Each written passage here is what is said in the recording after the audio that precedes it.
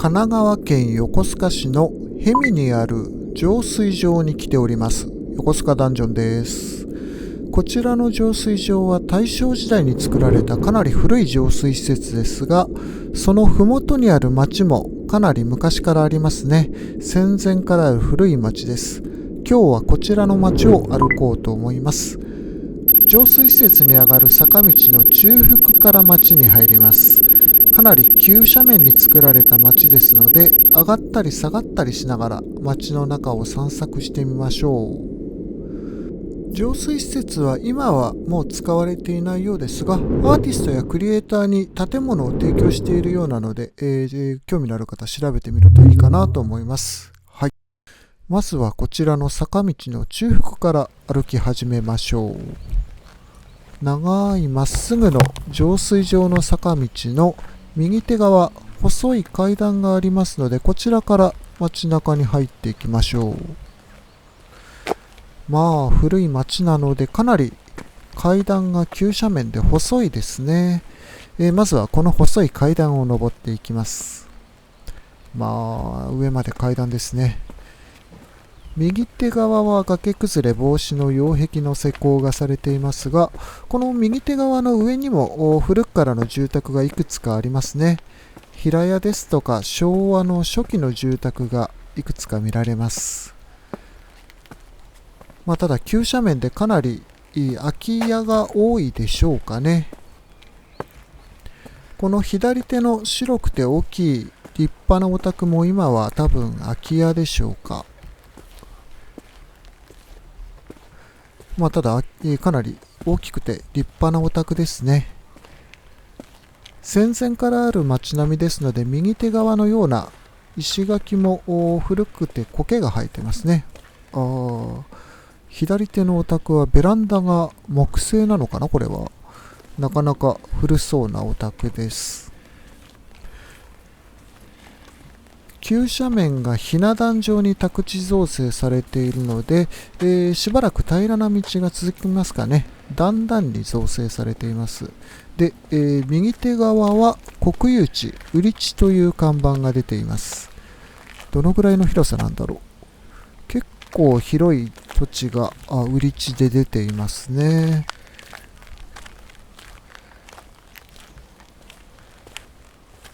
左手の手すりもかなり古い感じがします。今とちょっと作りが違う、鉄製の手すりが継ぎ目がなく溶接されて湾曲して坂の下まで続いているのがなかなか綺麗です。ただその下、ブルーシートがかけられて斜面が崩れたんでしょうかね。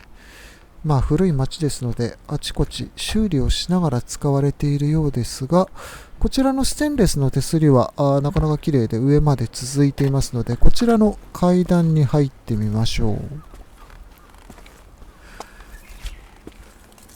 階段の周り結構草が生えていますね。左右のお宅は多分今もお住まいだと思うんですが、上まで上がっていく人が最近は少ないんでしょうかね。ちょっと草が生えていますが、階段はすごく丁寧に作られたいい階段ですな。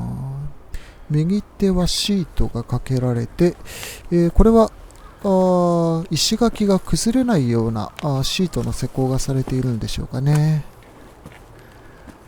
なかなか雰囲気のある古い階段を登って、上まで上がってきましたが、こちらのお宅は空き家ですな。空き家というか廃屋という方がいいですかね。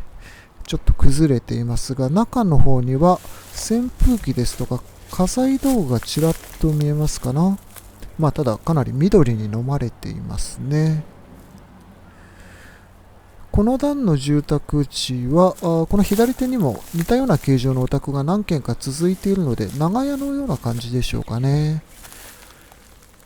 ふもとには氷見の町が見渡せる、なかなか見晴らしのいい住宅地ですね。遠くには氷見のタワーマンションが見えておりますが、多分あのタワーマンションが作られる以前は昔造船所があったあたりまでよく見えたんでしょうな。もともと氷見の浄水場は海軍が作った浄水場です。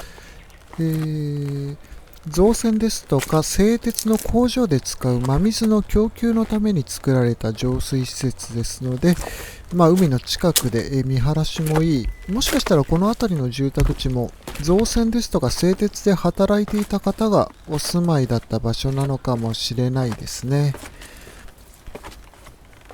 で、先ほどのブルーシートのところまで戻ってきましたので、ここからさらに坂道を下っていきましょう。この手すり、湾曲していて下まで続いているのがなかなか綺麗ですね。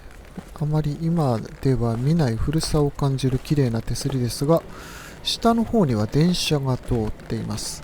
京急線の京急氷見駅までここから徒歩10分かからないぐらいですので、頻繁に電車の音が聞こえてきますかね。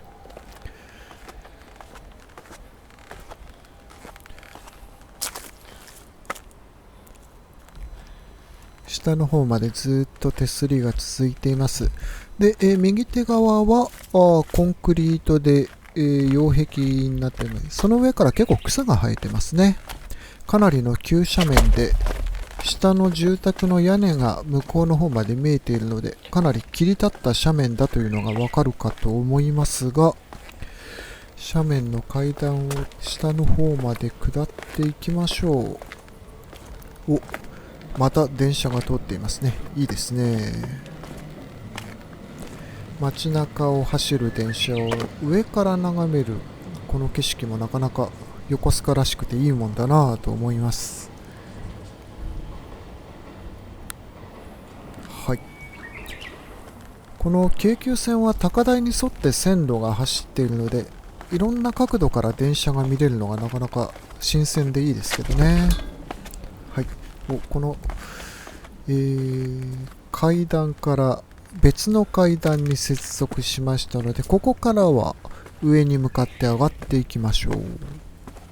ここの階段もまっすぐで長いですね。多分この階段がこちらの斜面のメインの階段なんじゃないのかな。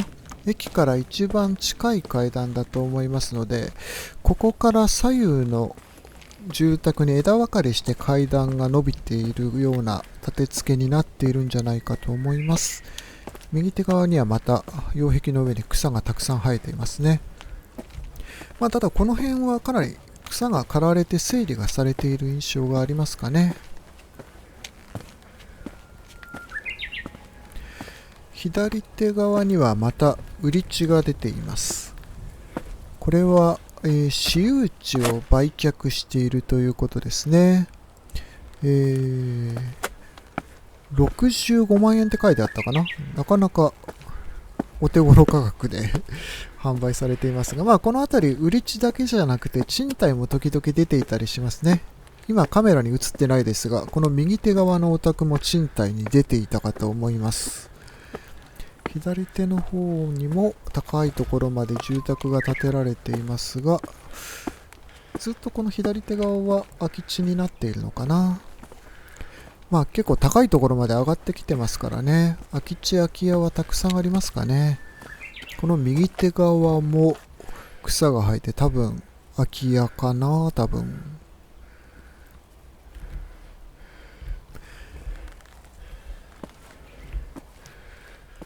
この左手の壁はかなり頑丈そうに作られています。ちょっとこちらの階段を最後上がっていきましょうかね。かなり丘の一番上あたりまで来ているので、この辺まで上がってくるとあれですね。なんというか、雰囲気がラピュタ感というかね、横須賀の離島の猿島とかこういう雰囲気だかなと思います。コンクリートと緑で覆われた自然がいっぱいの感じがしますけれども。で、ここから、突き当たりで枝分かれして左手が住宅に上がる短い階段で、右手側ちょっと長い階段を登った先が住宅になっていますので、こちら右手側を上がってみましょう。右手側、こちらの階段はこの右手の斜面のすぐ下がさっきの廃屋のあった住宅のあたりですね。かなり行ったり来たりして迷路のようになっています。突き当たりは個人宅で行き止まりになっていますが、左手のこの道はこの上にある畑に上がっていく道なんじゃないのかな、多分。この上は昔の航空写真を見るとかなり大きい畑があるんですが、今の航空写真だと木がかなりたくさん生えているので畑の存在は確認できませんが、多分今も少し畑が残っているんでしょうね。畑と、あとなんか不思議な、鉄骨を組んだ構造物が Google Earth で見ることができますけれども、かなり山の奥ではないですけど、かなり丘の高いところまでですね。ここからは坂を下って、隣の谷間に向かっていこうと思います。かなり下の住宅が小さく見渡せますね。反対側の丘の緑も綺麗に見えておりますが、この右手の壁は頑丈そうだな。かなり古そうですけどね。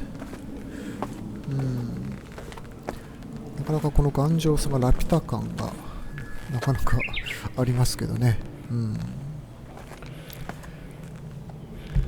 上から見るとまた空き地の存在が目立ちますかね。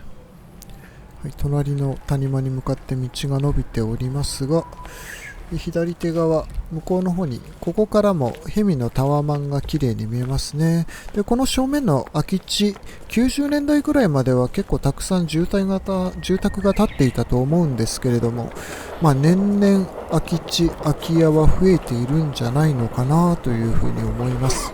はい、でここから隣の谷間につながっております。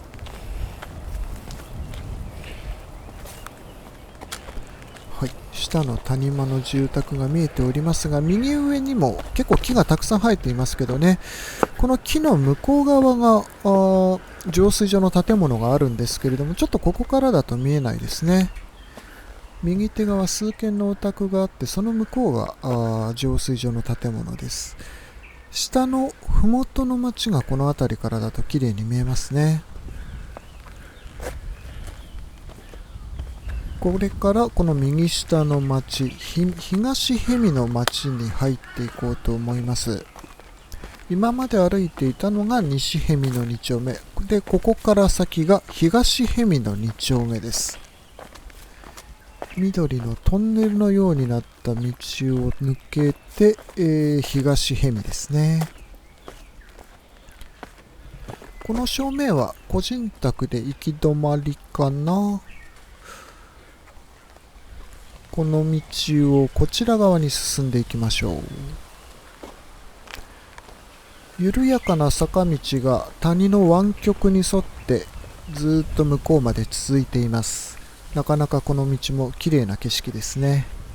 こちらの斜面も住宅がひな壇状に造成されています。ひな壇が1段、2段、3段、4段ぐらいでしょうかね。この上までずっと住宅地が造成されています。こちらも古いので右手側かなり草が生えていたりしますね。右手側、ここを抜けたこの右手側にも高い擁壁が作られています。レリーフが彫られた、ちょっとコンクリートが変色したかなり古そうな壁ですね。もともとここも空き地になっているので住宅が建っていたんでしょうかね。今は空き地になっています。左手の方には昔からのお宅が建てられています。住宅の向こう側、ここからだとちょっと小さくて見えにくいですが、この谷の正面には京急逸見駅のホームが正面に見えますね。この辺のお宅は作りが今とだいぶ違いますね。長い平屋のお宅があります。で、その向こう側、この正面、コンクリートで斜面が固められていますが、こちらもかなり草がたくさん生えて、ラピュタ感がありますね、なかなか。この上の方にも昔は住宅地があったんでしょうけどね、今は緑に飲まれている感じがします。で、この階段からひな壇の上の方まで上がっていきましょう。この階段もかなり草がたくさん生えていますが、新しいお宅もちらっと見えますかね。階段は古い感じがします。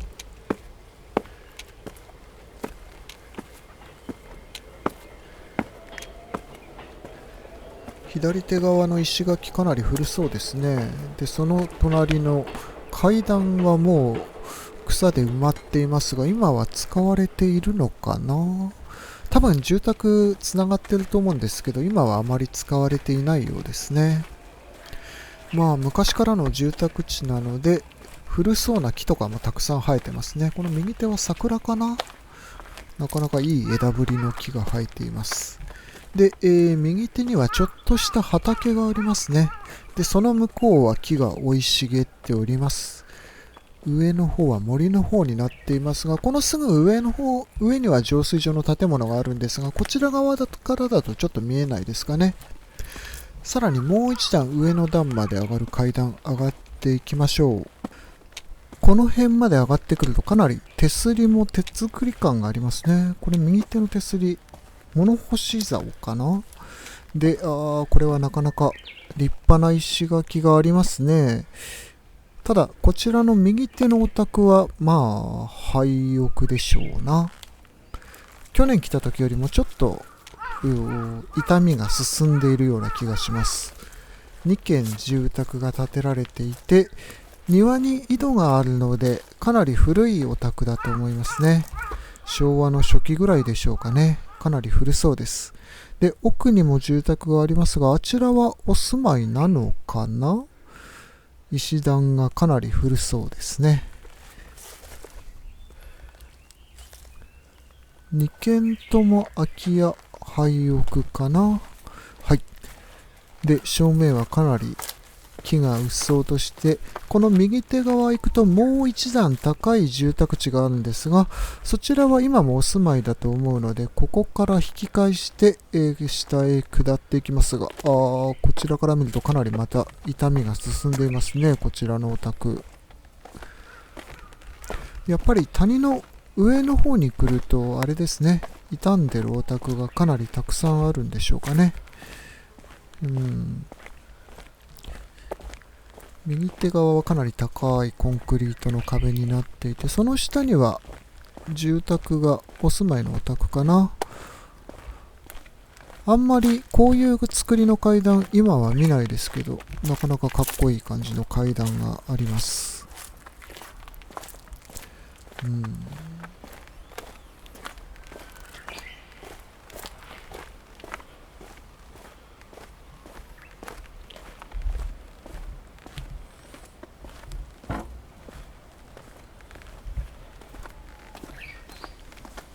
で、こちらには木製の電柱が残っていますね。かなり古そうな電柱が残っていて、先ほどの湾曲した緩やかな坂道のところまで戻ってきましたので、ここからさらに坂を下って麓まで降りていきましょう。で、麓から隣の谷間に移動をして、浄水場の階段を今度は上がっていこうと思います。こちらの左手の門が鉄ですね。なかなかかっこいいですな、この門。12時45分のベースのサイレンが鳴っています。はい。向こうの方には古そうな立派な瓦のお宅がありますね。あのお宅はかなり古そうだな。で、その後ろは高いコンクリートの壁が作られています。この右手の階段は立ち入り禁止の張り紙がしてありますので登れないということで、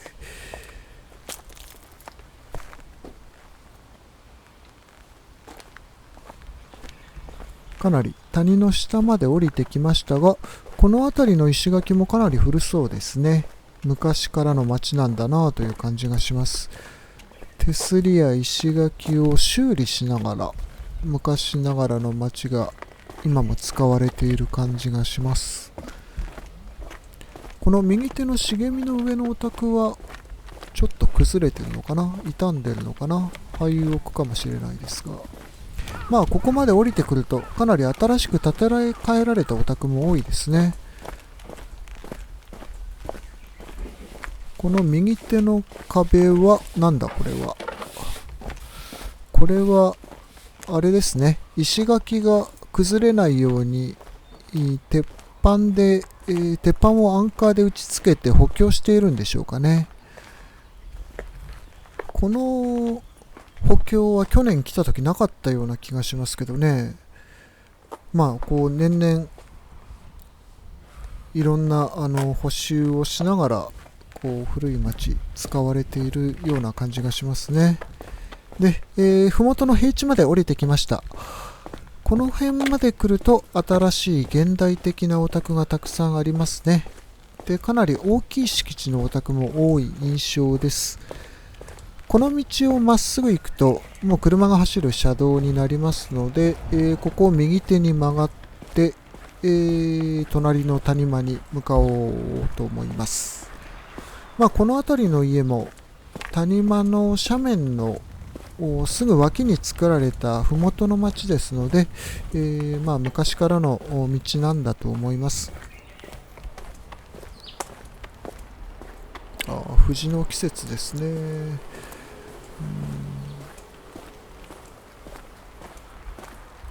この右手の石垣もかなり修理をしながら使われている感じがしますね。で、上の木もなかなか古そうな雰囲気のある木が生えております。で、階段がやっぱり麓の町はところどころ階段があって、ちょっと高くなった住宅に上がるような仕様のお宅が多いですかね。で、苔の生えたかなり古そうな石垣がずっと向こうの方まで続いております。この石垣は高いですな。かなり高く石が積まれております。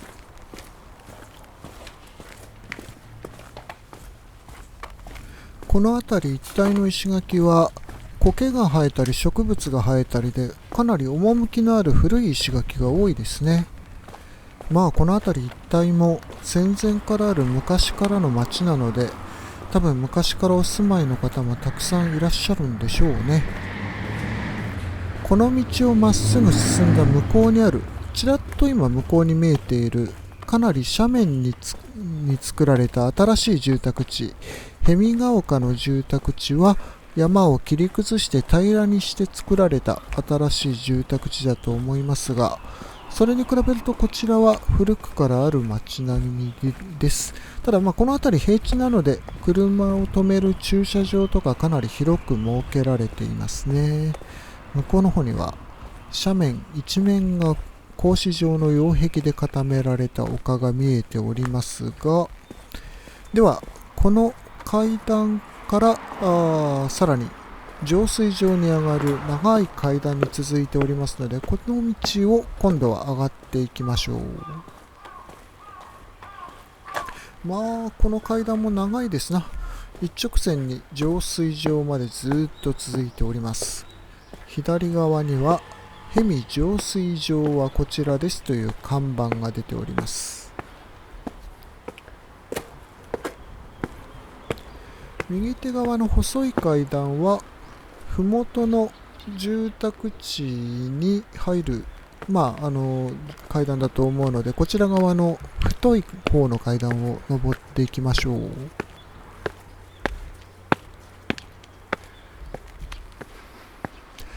この階段何段あるのか数えたことはないですけど、初めて見た時は一直線にずっと丘の上まで続いているので、なんだろうなっていうちょっと疑問だったんですけどね。浄水場まで続くまっすぐな階段です。昔はこの右手側の住宅地はもっと上の方まで住宅があったと思うんですけど、今はあまり家は残ってないでしょうかね、上の方。今日回ってきた他の谷間よりもここは住宅が下の方しか残っていない感じがしますね。で、この階段も上に来るに従って、徐々に草がたくさん生えて緑が濃くなっている印象があります。ところどころちょっと階段が傷んでるかな。かなり草が生えてきましたね、上の方まで来ると。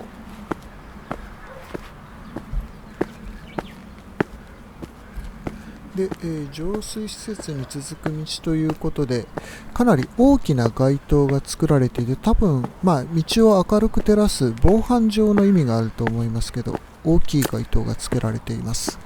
はい。で、階段を上まで登りきって、ここまで上がってくると、上の方はもう家はほとんど建てられていないですね。今は草原というか、森というか、ちょっと背の高い笹とかがたくさん生えていますかね。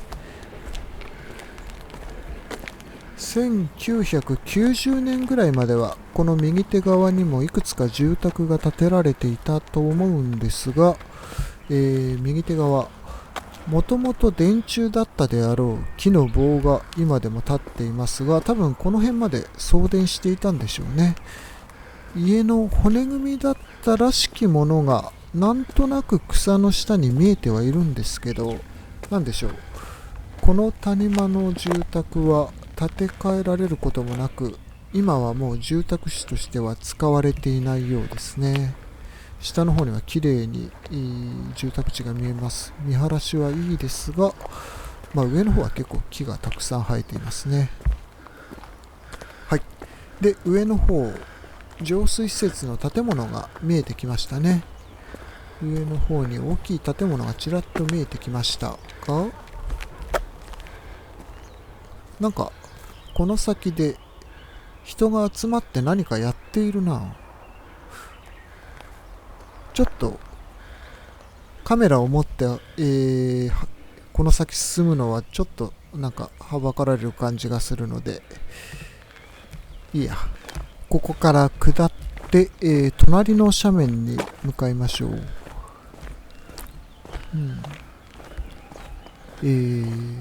ちょっと浄水施設の谷間で引き返して、坂を下ります。この左手側は何でしょうね。もともと浄水場関係の人が住む土地だったんでしょうかね。90年代までは住宅があったんですが、その後は住宅地としては使われていないということで、今は草原になっていますが、なかなか高台、見晴らしのいい高台ですね。確かに長い階段でしか来れないので、ちょっと不便な場所だということなのかもしれません。向こうの方には、高い鉄塔の建てられた丘が見えますが、あちら側は坂本町とかそちらの方でしょうかね。はい。ここから坂を下って右手側に隣の斜面に行く細い道がありますので、そこを今度は進んでいきましょう。向こうに大きいアンテナあるな。あれは何だろうな。テレビのアンテナかな。はい。じゃあこちらの右手の道を入っていこうと思います。かなり細い道ですが、手すりなどがない斜面の道になります。向こうには高い擁壁が見えますね。フリーフレームの斜面一面がコンクリートで固められています。下の方には不動明王のお社とかがあったかな。ただこちらの道はかなり細いですね。個人宅に続くかなり細い道で、斜面に沿って通っております。このフリーフレームの斜面の向こう側は氷見ヶ丘、さらにその向こう側は坂本町で、ふもとには沢山小学校とかちょっと小さめの小学校があったかと思いますね。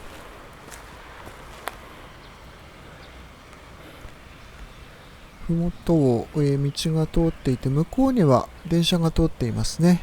あちら側が京急氷見の駅がある方になります。で、こちらの道かなりもう細くなっていて、もうこの先すぐ行き止まりですかね。行き止まりまで、行ってみましょう。奥まで行ってみようと思いますが、細い道の右手側が数軒の個人宅があって、で、この先が行き止まりですね。ポストが設けられていますが、ここで道は終わりということで、